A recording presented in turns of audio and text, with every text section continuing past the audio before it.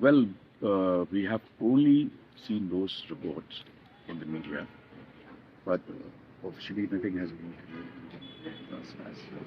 So, first, I would appeal journalism not to put out these talks because a lot of ground has been covered initially, and we would hope that success will prevail and we should be able to return to the activity.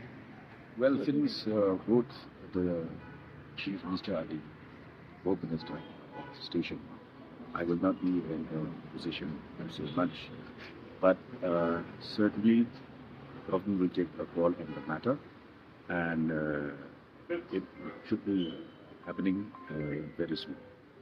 Once the CM, once the honorable CM and deputy CM in charge home are in town, this will be a priority matter. Well, it certainly can be considered, depending on gravity of each of the issues disturbed. But certainly, yes, it should be, and it will be considered.